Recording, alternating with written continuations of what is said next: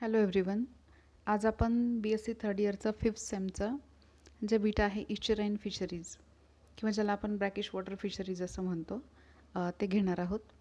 तर आपल्याला inland fishery म्हणजे गोड्या पाण्यातलं मत्स्यपालन मत्स्यशेती माहिती आहे आणि मरीन वॉटर फिशरीज याबद्दल आपण ऐकलं असेल किंवा हे नावं तुम्ही ऐकलेले आहेत. मरीन वॉटर मीन्स सॉल्टी वॉटरमध्ये किंवा समुद्रामध्ये जी मत्स्यशेती चालते ती. आता याच्या इन बिटवीन जी असते दॅट इज इश्चुराइन फिशरी. सुरुवातीला मग आपण काय करूया, what is mean by estuary, इश्चुरीचा अर्थ काय असतो ते पाहूया. तर आपल्याला डेफिनेशन जर बघायची असेल इश्चुरीची तर आपण एक डेफिनेशन बघू शकतो की an estuary can be defined as a water body in which the river water mixes with and measurably dilutes the sea water. म्हणजे काय, तर river water not only just it mixes with the sea water but it also measurably dilutes the sea water.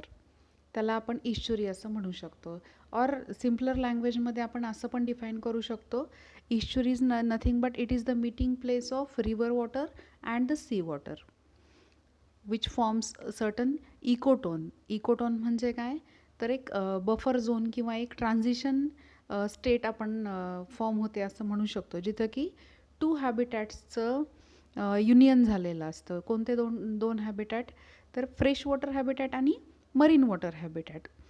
तर estuary म्हणजे काय, estuary is nothing but it can be defined as a water body in which the river water mixes with and measurably dilutes the sea water, or it is an ecotone or buffer zone between fresh water of streams and salt water of the sea. आपण अशा वेगवेगळ्या फॉर्म्समध्ये याचे definition करू शकतो. आपल्याला फक्त त्याचा अर्थ कळणं गरजेचं आहे की इश्चुरी म्हणजे काय असतं. When we see the estuarine conditions of India, then we can say that there is near about 9.47 lakh hectare of water area which is under the shape of brackish water. 9.47 किंवा आपण 9.5 lakh hectare water area याच्या under आहे असं म्हणू शकतो. याच्यामध्ये इंडियामध्ये जर आपण बघितलं तर वेस्ट बेंगॉलमध्ये हायेस्ट एरिया आहे, नियर अबाउट 23.28% टोटल ब्रॅकिश वॉटर एरियाच्या जो एरिया आहे तो फक्त वेस्ट बेंगॉलमध्ये आहे. फॉलोड बाय गुजरात जिथे की 20.73% आहे, and then followed by Kerala जिथे की 15.74% आहे. पहिल्यांदा काय लक्षात ठेवाल, what is mean by estuary, it is the meeting place of fresh water of streams or rivers and the salty water of seas. आणि दुसरं लक्षात ठेवाल, in case of India the total water area which is under the shape of brackish water that is near about 9.47 lakh hectare. Then the next bit that is the ecological characteristics of estuary किंवा आपण features of estuary असं म्हणू शकतो. तर फीचर्समध्ये पहिलं feature तुम्हाला दिसतंय की the estuaries are saline. Saline means they contain salt as it is the composition or it is the mixing of sea water and fresh water. Obviously तिथं काय असणार आहे, सॉल्ट कंटेंट जे आहे ते रिव्हर वॉटरपेक्षा किंवा फ्रेश वॉटरपेक्षा गोड्या पाण्यापेक्षा जास्त असणार आहे. So the water is saline means containing salt. Then the estuaries are shallow, they are not much deep, they are shallow and therefore they are well oxygenated. Shallow असल्यामुळं काय होतं, तर ॲटमॉस्फेरिक ऑक्सिजन जो असतो तो रिव्हर वॉटरसोबत किंवा stream वॉटरसोबत कंटिन्युअसली त्या वॉटर फ्लोसोबत मिक्स होत राहतो, त्याच्यामुळे they are shallow and well oxygenated. Then they are the ecotone of marine and fresh water habitat. खूप महत्त्वाचा पॉईंट आहे. मागच्या काही एक्झाम्समध्ये तुम्हाला MCQमध्ये सुद्धा हा प्रश्न आलेला आहे, इश्चुरीज आर किंवा ब्रॅकिश वॉटर इकोसिस्टम्स आर. तर त्याचा आन्सर काय आहे, these are the ecotones of marine and fresh water habitat. Ecotones म्हणजे काय, meeting place of two habitats, त्याला इकोटोन असं म्हटलं जातं. देन नेक्स्ट फीचर जे आहे इश्चुरीचं, that there is the formation of delta. Delta means what, तर रिव्हर वॉटरसोबत काय होतं, तर मोठ्या प्रमाणामध्ये सिल्ट जे असतं किंवा सेडिमेंट्स जे असतात ते वाहून आणले जातात. And due to the deposition of these sediments there is accumulation of these sediments at the river mouths, and there is formation of certain triangular regions, and these triangular regions which are formed at the river mouth, they are called as deltas. Delta म्हणजे काय असतात तर रिव्हरच्या माउथजवळ सेडिमेंट्समुळे, रिव्हरनी वाहून आणलेल्या सेडिमेंट्समुळे जे triangular reasons form झालेले असतात त्याला डेल्टाज असं म्हणतात. And what the deltas do, the deltas divide the river into channels and shorten the estuary. Then the next feature of estuaries is that they are highly saline in summer and less saline in monsoon. What will be the reason behind it? Because they are highly saline in summer because the water level is much less in summer, and during monsoon because of the rainwater the water level is much more. That's why there is less salinity. Then if we see the pH values of estuarine water, then near about the pH values ranges from 7.5 to 8.3. And in case of temperature also, the temperature also fluctuates daily and seasonally.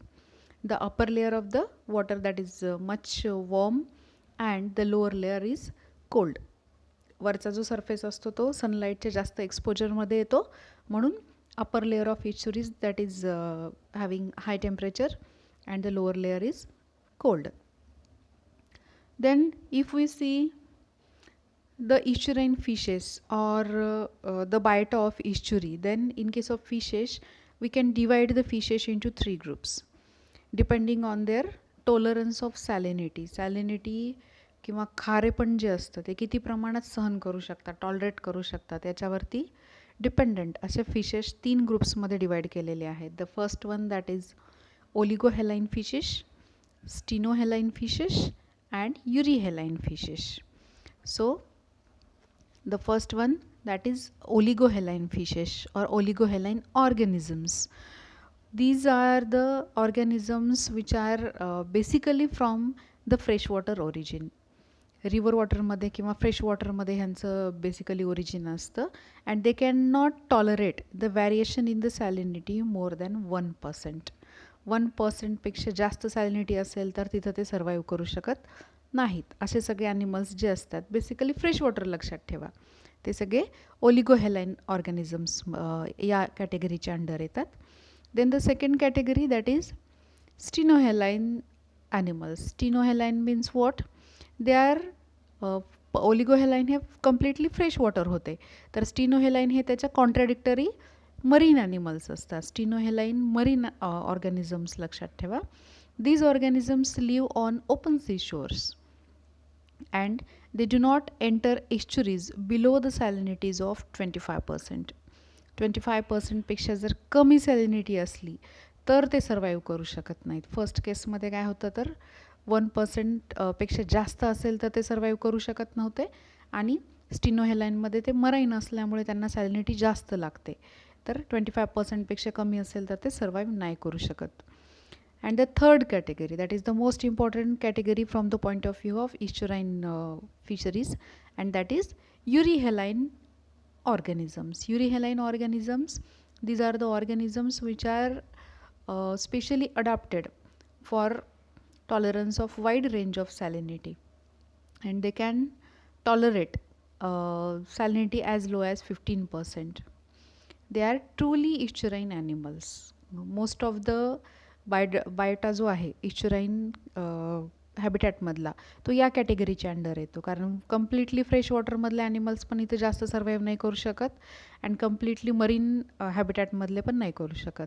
But this is the proper group of animals which can survive in this type of habitat, that is euryhaline animals or euryhaline fishes. Now if we see the biota of estuaries, the next point that is biota of estuaries. इश्चुरीजमध्ये कुठल्या प्रकारची biodiversity किंवा कुठल्या प्रकारचे plants and animals असतात, grow करू शकतात, survive करू शकतात. तर त्याच्यामध्ये पहिल्यांदा आहे फिश फॉना. आपल्याला डिटेलमध्ये सिलेबसमध्ये स्टडीला आहे ते आपण 1 बाय 1 प्रत्येक स्पेसिस बघणार आहोत.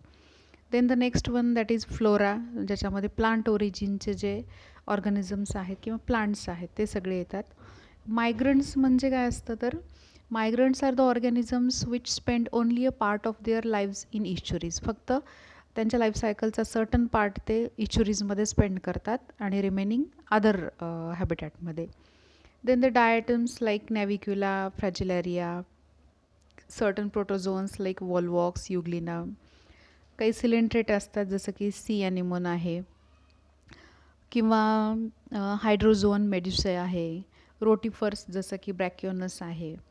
ॲनिलिड्ससुद्धा असतात जसं की निअरिस आहे, ट्युबिफेक्स आहे, ॲरेनिकोला आहे. ऑर्थ्रोपोड्स आहेत जसं की युका, मोइना आहे, सायक्लोप्स आहे, बॅलानस आहे. मोलिस्कामध्ये ऑयस्टर आहे, ऑस्ट्रिया आहे, लिटोरिना आहे. आणि फिशेस तर आपण इन डिटेलमध्ये बघणारच आहोत जसं की इट्रोप्लस आहे, टिलापिया आहे, म्युजिला आहे किंवा आपण डिटेलमध्ये नंतर बघणारच आहोत. आणि रेप्टाईल्समध्ये नॅट्रिक्स आहे, क्रोकोडायलस आहे. तर याच्यावरनं आपल्याला एक लक्षात येईल की इश्चराईन वॉटरमध्ये किंवा इश्चराईन हॅबिटॅटमध्ये ग्रो करणारा जो बायोटा आहे किंवा जी बायोटिक कम्युनिटी आहे ती खूप जास्त व्हरायटीची आहे किंवा खूप जास्त बायोडायव्हर्सिटी आपल्याला या प्रकारच्या हॅबिटॅटमध्ये पाहायला भेटते. तर इथे तुम्हाला दिसत असेल काही डायग्राम्स आहेत, ह्या आहेत त्या बायोटाच्या ज्या की आपल्याला इश्चराईन हॅबिटॅटमध्ये पाहायला भेटतात. त्याच्यामध्ये तुम्हाला पॅलिओमॉन दिसेल, त्याच्यानंतर काही ब्रॅकिओनससारखे काही रोटिफर दिसतील, नेरिस दिसेल, असे सायक्लोप्स आहे, असे बरेचसे ॲनिमल्स तुम्हाला दिसतील. याच्यानंतर फ्लोरामध्ये जे आहे त्याच्यामध्ये सायनोफायसी किंवा क्लोरोफायसी जे मेंबर्स असतात, फायटोप्लँक्टॉन्स आहेत, सीविड्स आहेत किंवा मार्श ग्रासेस आहेत, ते सगळे फ्लोराच्या अंडर येतात. तर जेवढे काय आत्ता मी तुम्हाला जे ॲनिमल्स सांगितले त्याच्यातले बरेचसे ॲनिमल्स हे आपल्या कॉलेजमध्ये जे म्युझियम आहे तर त्या म्युझियममध्ये ते आपल्याला प्रत्यक्ष पाहायला भेटतील. जर तुम्हाला ते पाहायचे असतील तर तुम्ही कॉलेजमध्ये म्युझियममध्ये ते पाहू शकता.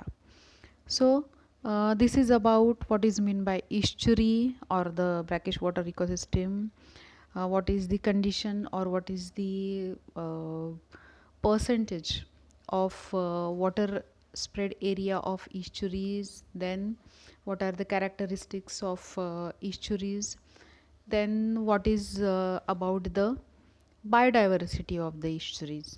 हे बेसिक इंट्रोडक्शन होतं इश्चुरीजबद्दल. याच्यानंतर नेक्स्ट बीट जी आहे ह्याच्यामध्ये येणारे जे फिशेस आहेत त्याची माहिती आपण नेक्स्ट याच्यामध्ये घेऊया.